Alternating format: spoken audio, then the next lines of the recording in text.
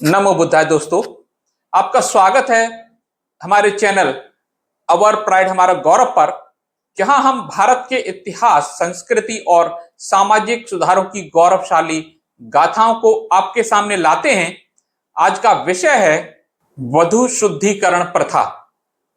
दोस्तों, ये प्रथा पहले हमारे समाज में मौजूद थी और ये ब्राह्मणों के द्वारा दी गई व्यवस्था थी।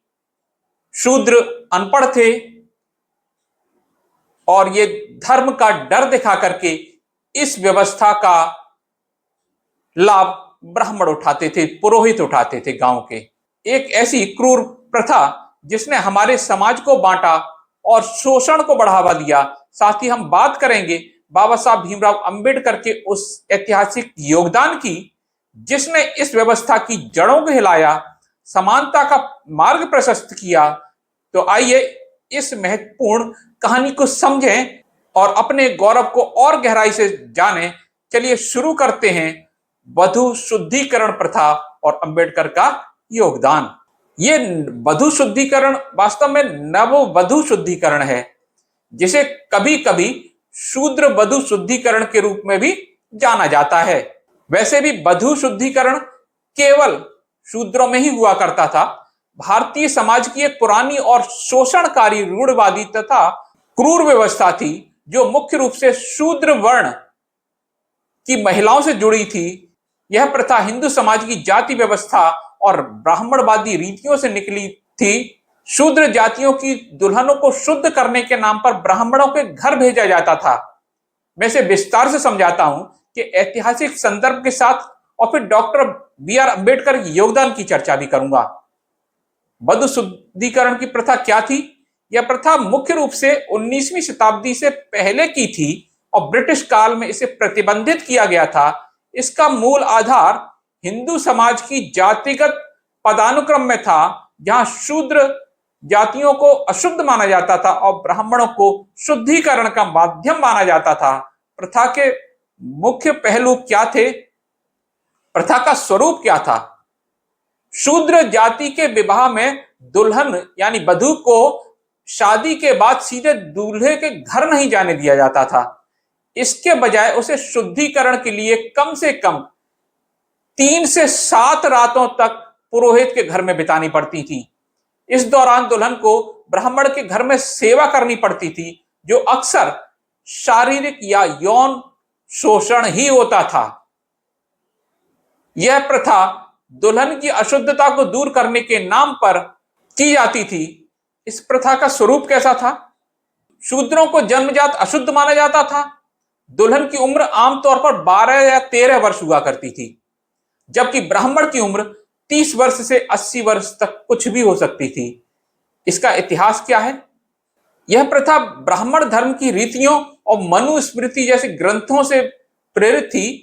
जहां महिलाओं को स्थायी रूप से अशुद्ध माना जाता था, उन्हें घरेलू दास्ता में रखने के नियम बनाए गए थे। मनुस्मृति में महिलाओं की अधीनता और शुद्धता पर जोर दिया गया है, जो जाति व्यवस्था को मजबूत करता है। यह प्रथा मुख्य रूप से दक्षिण भारत और कुछ अन्य क्षेत्रों में प्रचलित थी, जहां ब्राह्मणों का सामाजिक प्रभुत्व था। यह न केवल जातिगत भेदभाव को बढ़ावा देती थी, बल्कि महिलाओं के शोषण का भी माध्यम थी। प्रतिबंध इस पर किसने लगाया और कब लगाया? 1819 में British governor general Lord Hastings ने बंगाल प्रेसिडेंसी में अधिनियम 7 एक्ट नंबर 7 के माध्यम से इस प्रथा पर रोक लगा दी। इस कानून ने ब्राह्मणों द्वारा शूद्र महिलाओं के शुद्धिकरण को अवैध घोषित कर दिया। इससे पहले यह प्रथा सामाजिक रूप से स्वीकृत थी। इसको धर्म का चोला पहनाया गया था। कहा जाता है कि अंग्रेज भारत से बहुत कुछ लूट कर ले गए। मैं भी इस बात को मानता हूं, लेकिन वो हमको मानव बना गए, इंसान बना गए, इंसानियत दे गए। वास्तव में उससे पहले हम इंसान नहीं थे। क्यों नहीं थे? तभी तो ये सैकड़ों बुराइयां हमारे समाज में व्याप्त थी और धर्म के नाम पर क्रूरता की जाती थी, कभी महिलाओं से क्रूरता की जाती थी, कभी इंसानों से क्रूरता की जाती थी। तभी तो सती प्रथा, नरमेध यज्ञ, बाल हत्या प्रथा, बाल विवाह प्रथा, ये सब प्रथाएं थी। इन पर रोक किसने लगाई? अंग्रेजों ने। और इसीलिए अंग्रेज ब्राह्मणवाद को बुरे लगते हैं। उनको मुस्लिम बुरे नहीं लगते। मुस्लिमों के जो मुगल थे उनके साथ तो इनने रोटी बेटी के संबंध बनाए थे, लेकिन इनने ब्राह्मण धर्म की जाति व्यवस्था को नहीं छेड़ा था। इनको पूरी अपनी छूट थी, अपनी आजादी से जातिवाद करते थे, जाति प्रथा को कायम रखते थे।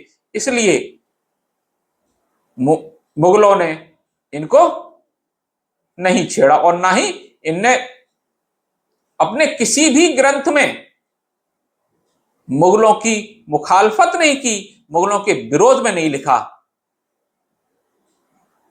बल्कि अकबर को तो अपना पिछले जन्म का मुकुंद ब्राह्मण भाई बना लिया। अंग्रेजों से इनको चिढ़ थी क्योंकि उनने इनके धर्म को छेड़ा था, इनके जातिवाद को छेड़ा था, इनकी मनमानियों पर रोक लगा दी थी। ब्राह्मण धर्म में विवाह रीतियों का हिस्सा मानी जाती थी। प्रतिबंध के बाद इसे अपराध माना जाने लगा। यह प्रथा जाति व्यवस्था की क्रूरता का प्रतीक थी, जहां निचली जातियों की महिलाओं को उच्च जातियों के शोषण का शिकार बनाया जाता था। कुछ स्रोतों में इसे देवदासी प्रथा से जोड़ा जाता है, लेकिन यह मुख्य रूप से विवाह से जुड़ी हुई थी। अब इसमें अंबेडकर का क्या योगदान था? डॉक्टर बी आर अंबेडकर का जन्म इस प्रथा के प्रतिबंध के बाद हुआ, इसलिए उन्होंने इसे सीधे नहीं लड़ा। हालांकि उनका योगदान व्यापक था। वे जाति व्यवस्था के उन्मूलन और महिलाओं के अधिकारों के लिए जीवन भर संघर्षरत रहे। जो ऐसी प्रथाओं की जड़ थी, उनका योगदान समझा जा सकता है।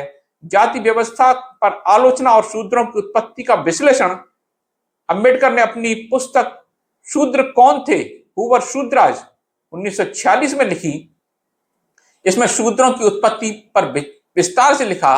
उन्होंने तर्क दिया कि शूद्र मूल रूप से आर्य थे और वैश्य वर्ण का हिस्सा थे, लेकिन ब्राह्मण क्षत्रिय संघर्ष में उन्हें चौथे वर्ण में धकेल दिया गया।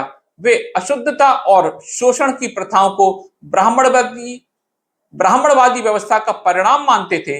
ऐसी प्रथाओं जैसे वधु शुद्धिकरण शूद्रों की अधीनता को बनाए रखने के लिए थी। अंबेडकर ने इसे इतिहास से जोड़कर दिखाया कि कैसे शूद्रों को शिक्षा, संपत्ति और सम्मान से वंचित रखा गया। महिलाओं के अधिकारों और शोषण के विरुद्ध संघर्ष किस तरह से किया अंबेडकर ने? अंबेडकर महिलाओं को जाति व्यवस्था की सबसे बड़ी पीड़ित मानते थे। उन्होंने मनुस्मृति की आलोचना की, जहां महिलाओं को स्थायी अशुद्ध बताया गया है, उन्हें घरेलू दास्ता में रखने के नियम हैं। उनकी दृष्टि में वधु शुद्धिकरण जैसी प्रथाएं महिलाओं के शारीरिक और सामाजिक शोषण का हिस्सा थीं। उन्होंने हिंदू कोड बिल पेश किया, जो महिलाओं को संपत्ति, विवाह, तलाक के समान अधिकार देता है। यह बिल अंतर जाति विवाह को वैध बनाता है, बहु विवाह पर रोक लगाता है और विधवा विवाह को प्रोत्साहित करता था। हालांकि रूढ़वादी विरोध के कारण 1951 में यह पारित नहीं हो सका, जिसके चलते अंबेडकर ने कानून मंत्री के पद से इस्तीफा दे दिया। अंबेडकर ने दलितों, शूद्रों और महिलाओं के लिए शिक्षा, रोजगार और राजनीतिक अधिकारों की वकालत की। उन्होंने संविधान में अनुच्छेद 14, 15 और 17 के माध्यम से समानता और छुआछूत के उन्मूलन को सुनिश्चित किया।